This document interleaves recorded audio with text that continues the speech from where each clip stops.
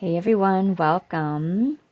It's Lotus here, and today I want to continue on the conversation that I started in the last video about our spiritual maturation and how our spiritual maturation is a culmination of our material world IQ, mental IQ, emotional IQ, and embodied IQ. And when we start growing and evolving, all of these aspects of us need to be evolving as well, because that increases and is really what the spiritual evolution is. It is a holistic framework of our own growing and deepening of wisdom and knowing on all levels of being, and that connection with divine source, with God, with life, all that is, and all of the divine qualities that then come through to express through us as we continue to evolve. So if the topics on my channel interest you, if they're supporting you, if you're enjoying them, I'm going to invite you to please subscribe, and if you like them, give it a like.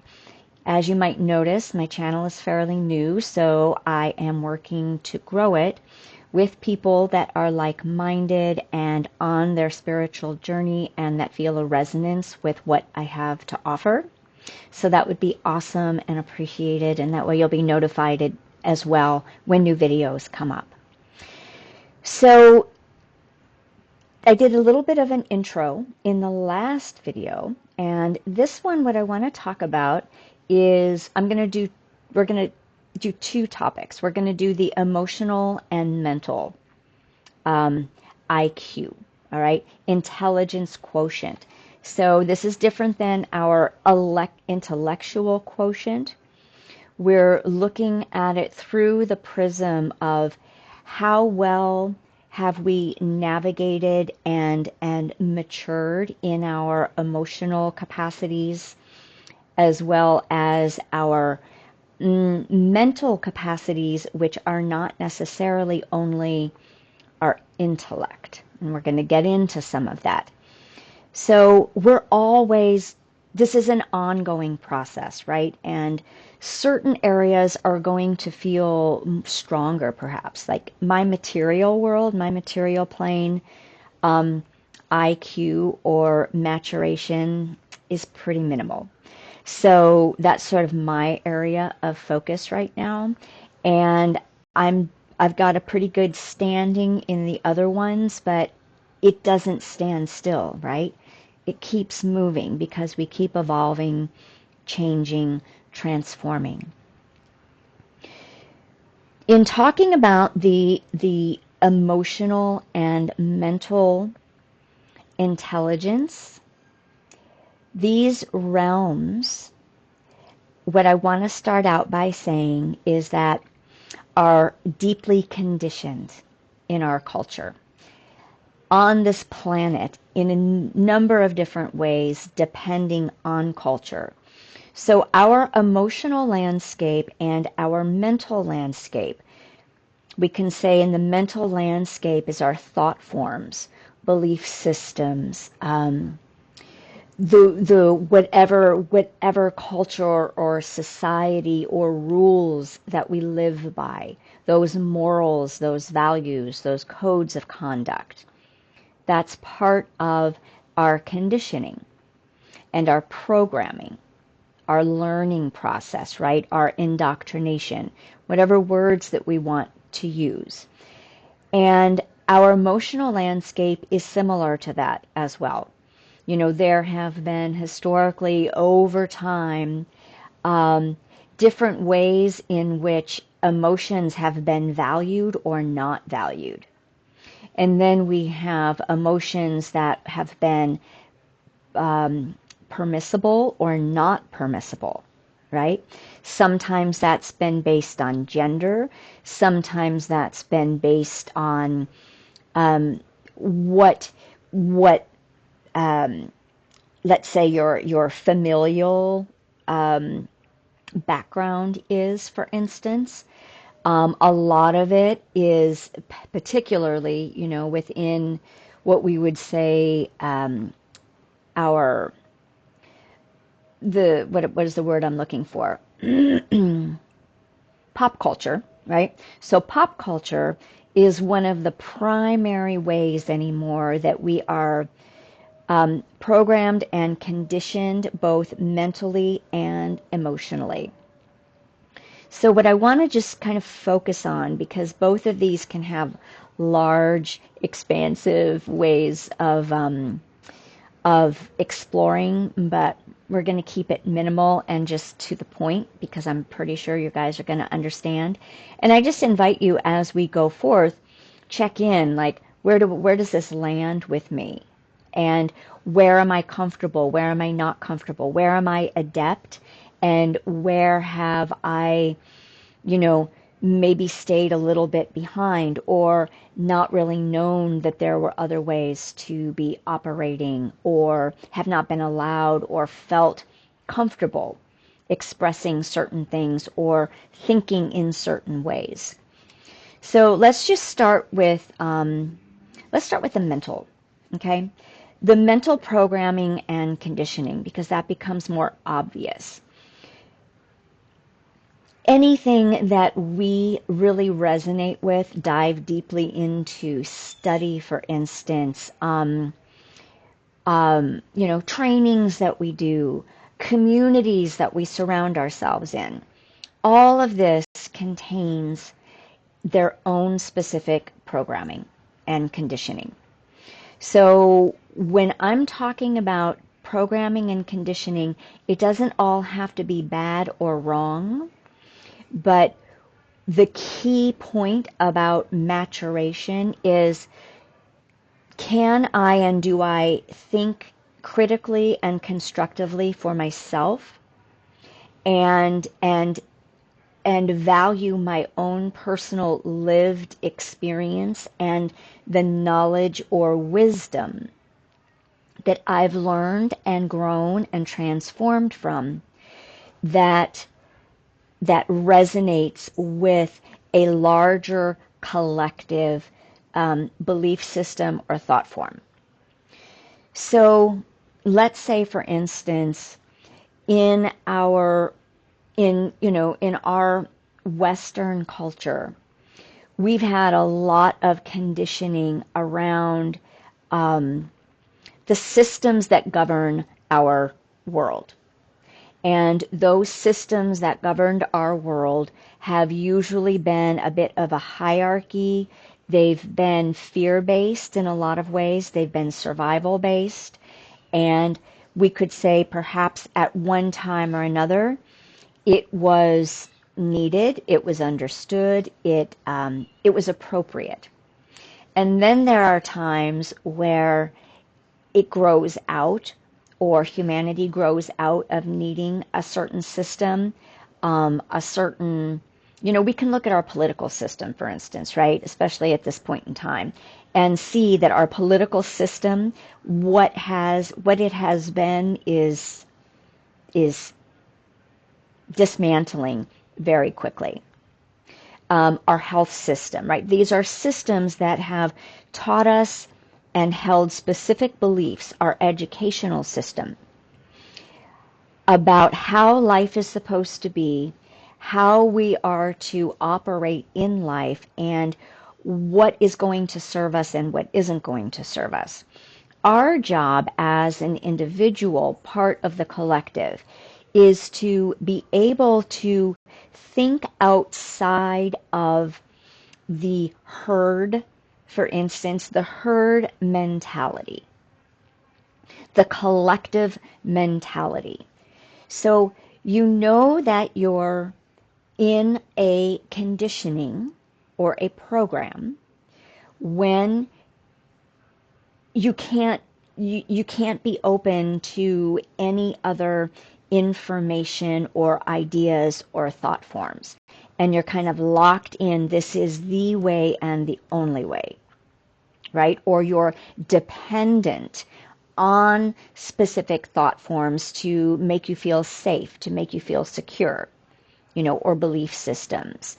Or you have familial, family belief systems or thought forms or patterns that have been passed down that most every family system needs healing, right? That there's dysfunction, there's wounds that have cultivated specific ways of thinking and feeling and operating that have been false or illusory, that have set up dynamics that have not really served our highest good, and perhaps have locked us in out of guilt, obligation, um, fear of loss, right? Codependency. All of that becomes unhealthy byproducts of dogmatic or locked in conditions. So ideally, what we want to be doing is we want to be able to ascertain for ourselves, is this true for me?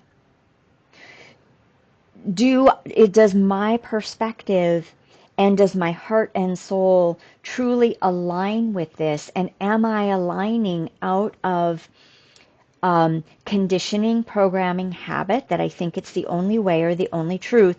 Or have I explored elsewhere? Have I had experiences in my life that might inform me of something different for myself that is more true for me? And can I choose maybe the road less traveled than the rest of my community or my family? So we hear oftentimes about the black sheep of the family. So the black sheep of the family is usually the one that has bucked the programming or conditioning. They're kind of the outcast, they don't fit in, maybe they're causing trouble, they create ripples in the family system. And that's because on a soul level, they came in to this lifetime without being able to absorb the full conditioning, because they tend to be the ones that are on the spiritual trajectory. Okay? So this is where we get to ask, as we grow and evolve and awaken, am I ready and willing to drop all the conditioning that I've been given when I begin to see and sense something different? Am I willing to put my conditioning on hold, to explore other perspectives, to explore other paths? This might be a religious path, right? If you were raised in one religion and the whole family says this is the only way, and you decide, well, I'm not feeling that really. Maybe I want to explore this.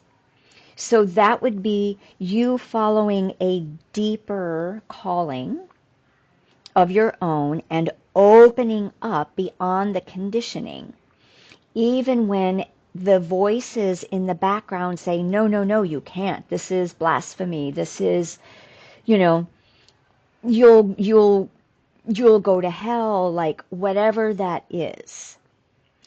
So do you have a deeper understanding that those voices are conditioned and programmed, and your job on a soul awakening level, if you so choose, right? You always are going to have choice, is to kind of like carve your own path, make your own way, and grow and discover And maybe you'll come back around, maybe not.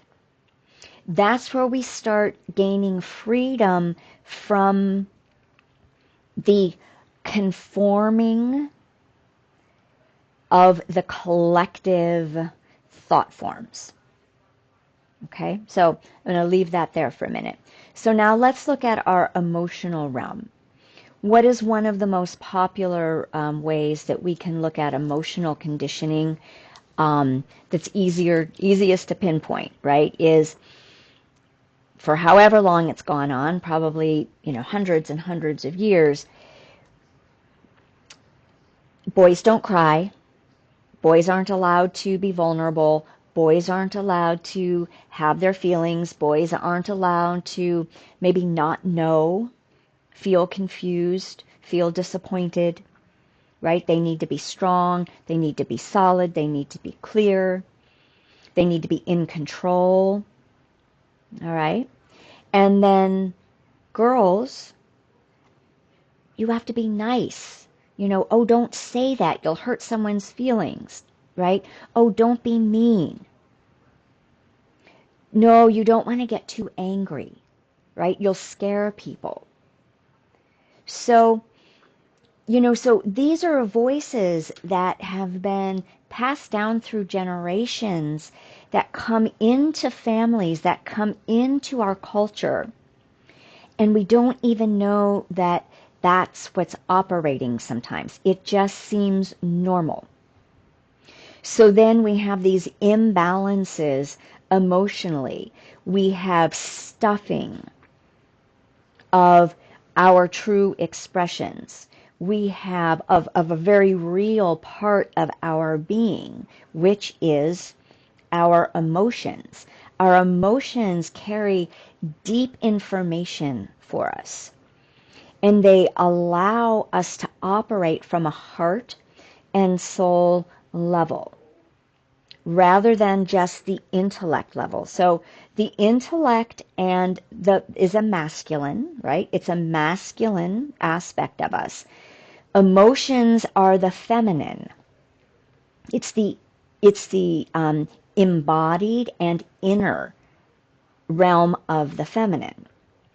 So the emotional realm is inward. The masculine realm goes outward. That's a generalization. Okay, there's subtleties and nuances, but that's the simplistic way of seeing that.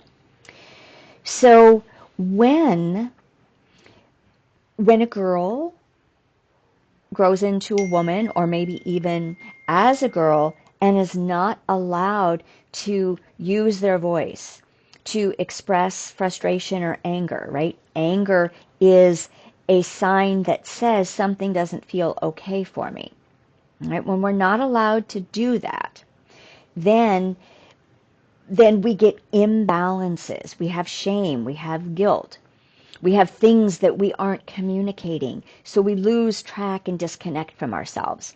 The same thing happens for boys and men if they're not allowed, right? Or if they're only supposed to feel strong and capable, and they're not allowed to have their sadness, their grief, their vulnerabilities, then they're out of balance, and that tends to be kind of like a bully, right? There's more of this bullying, or there's more of this stoicness or deep control, because they're afraid if they tap in to this deeper realm, their feminine realm, okay, that they might get overpowered. They might lose control. Just like if a girl or a woman, as she gets older, feels, for instance, like it's not okay to have anger, and then is afraid of her anger because it might have too much power inside her that she has never experienced, and she will lose control. So these are two extremes of imbalances. All of this comes from conditioning as well. All of this comes from people not being comfortable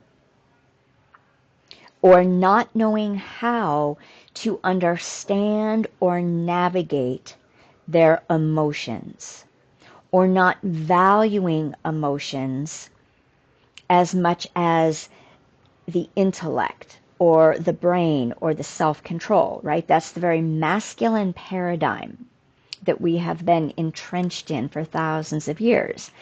Now we're coming into more of the feminine paradigm.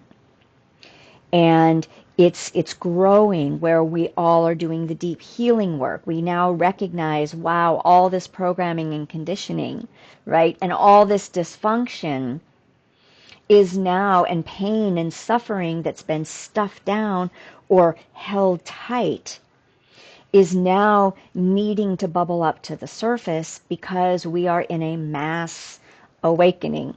And part of the awakening journey and process is healing our emotional patterns that do not serve us, that actually hurt us and keep us divided from the wholeness that we are. And it's the same with thought patterns and belief systems that keep us divided from expanding new perspectives, different ways to see the world, to see ourselves, and that also create a disservice, because it keeps us from expanding our consciousness of our our understanding intellectually on the mental realm. So, and I do want to keep this short. I'm going to keep it down to like 30 minutes. So I want to give each of these their due, but there's always so much more to be said for sure. So,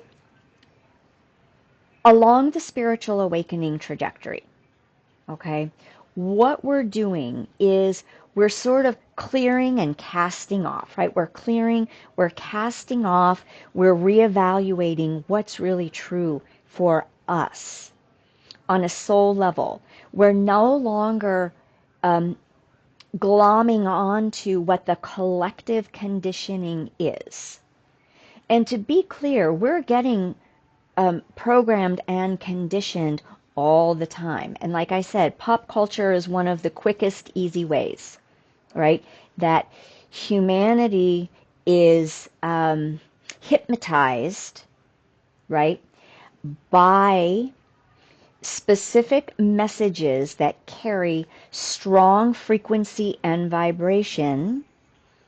And the more that it is said from person to person to person, through television, through music, through any form of entertainment, through the media, through internet, every time we get these messages, if we aren't thinking for ourselves, we're being conditioned, and that's a form of losing our sovereignty.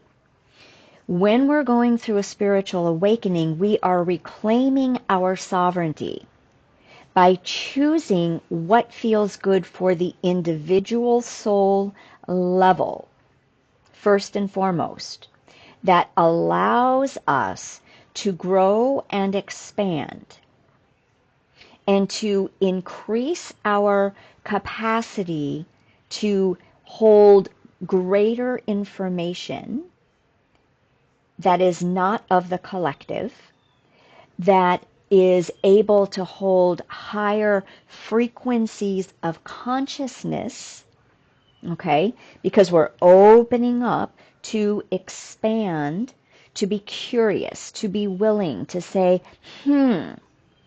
things that make you go, whatever song that was, right? We want to be in the, I wonder if, I wonder, how does that really feel to me, right? Big information down here. Deep, clear communication comes from our feelings. If we're listening to somebody who is using, violent language, for instance, or berating a certain population or a certain belief system or a certain way of being, we might feel inside like, oh, that doesn't feel good.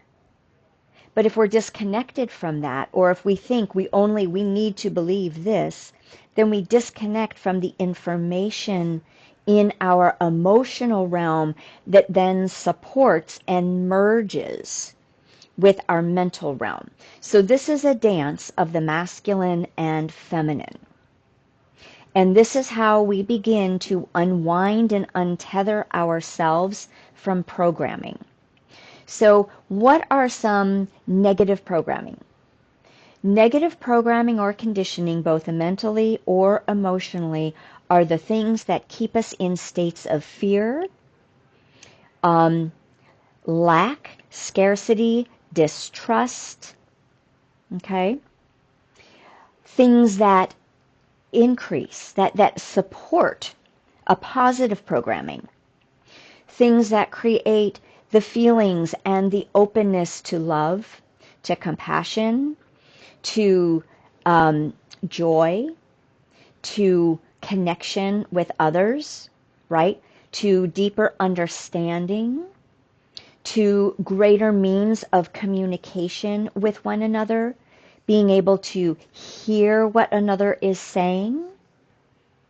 All of this serves in our evolution and our maturity. So when we start thinking in this way, and I'm going to use a really short example here that's going to connect both conditioning mentally and emotionally via a collective tool for our programming, which is technology. So let's say, for instance, one of the common ways of operating in our society right now is particularly through texting, okay? Blocking people, ghosting people, stonewalling people, deleting people, right? Most of these things happen without communication. Maybe we don't want to deal with somebody anymore. And instead of knowing how to communicate that consciously, respectfully, honestly, with integrity, because we're in touch with why this isn't working for me, right? And it doesn't feel good to me, perhaps. And so I'm going to communicate in a respectful way. This is part of our maturation process. So we're not pitting each other against one another.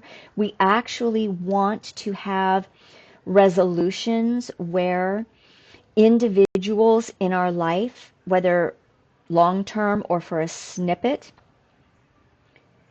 are connected to with honor and respect. The more that I honor and respect and love myself, the more that I'm going to treat you the same way. What we have developed and what we've been conditioned into is instant, quick fixes, non-communication, because we don't actually know how to connect to our feelings, communicate our feelings. Is it okay to have our feelings? And can I withstand the discomfort of communicating honestly when it doesn't feel good? Can I be on the other end of listening and hearing somebody's saying this isn't working for me, therefore, right, I don't wish to be in connection anymore? And a person who can receive that in a healthy, healed, and mature way says, I'm hearing you. I'm not going to bombard you with text, so you have no choice but to block me or to ghost me. You see what I'm saying? When we do not grow up and to whatever stage and phase, and remedy the ways in which we've been disconnected through various means of programming, consciously or unconsciously. We have a bit of what we've got right now is a lot of times we don't have to have these face-to-face conversations. We can say all sorts of things online, via text, and not be held accountable to them, and not have to see the impact of what we're saying, how we're treating somebody face to face, heart to heart, soul to soul, and we're not in their energy fields like it used to be. So this is a great disservice for our maturation, and it is a big part of humanity's immaturity. And as we evolve, part of our spiritual evolution and maturity requires all of this to be rewired. If it's not rewired, we're bypassing. We're bypassing. And we're not actually able to deepen what the true meaning of our spiritual journey is about. Eventually we will, but it's the longer, harder way. So this is why the healing work, the deep understanding of knowing thyself, loving thyself. If I'm not grounded and rooted in my own truth and in my own inner experience, I'm going to fall for whatever anybody says. Same with even listening to me. If you're not rooted in your own truth and experience, to hear what I'm saying and be like, yeah, I get that, or no, not feeling that on my personal path or journey. Great, right? That's constructive thinking. That's what we want. Or, I haven't really had that experience yet, so I don't know. I guess I'll remain open and curious, right? Or, on the other hand, if someone says, nope, that's a bunch of BS. Okay, well, that is true then for their experience. And they, and that's fine. But there's not really, I guess my point is, that's when somebody sort of is in a conditioning, black and white, has no opening, right? They're not looking deeper. They're not questioning. They're not examining inside and out. They might think, no, that is not true. And that might feel that in their body, right? However, it's coming from a lodged conditioning rather than, things that make me go, and that make life full of wonder and newness, right? So I'm going to end that here. There is so much more, but I'm pretty sure that you guys have that. Get what I'm saying? And either it's going to resonate or it won't. But the important thing is that we take the moments to question, to explore, right? To think for ourselves. When we do that, we're coming from a more grounded, solid place because we're not afraid to ask questions. We're not afraid to wonder. And oftentimes when we're in deep conditioned modes of operation, we don't want to think about it because we don't want our boat rocked. We don't want, like, oh my gosh, everything that I've believed, if I start to think in that way, well, that's going to throw my whole world for a loop. Absolutely. That's what waking up does. That's what waking up is. That is part of this ongoing process, is always being allowed to be thrown for another loop so that you can experience expand your awareness, expand your consciousness, raise your frequency. All right, there we have it. Emotional and mental realms that need to come into always upgrading for our spiritual maturity and for operating on this plane with others, with life, in a consistent path of maturation. All right. Blessings.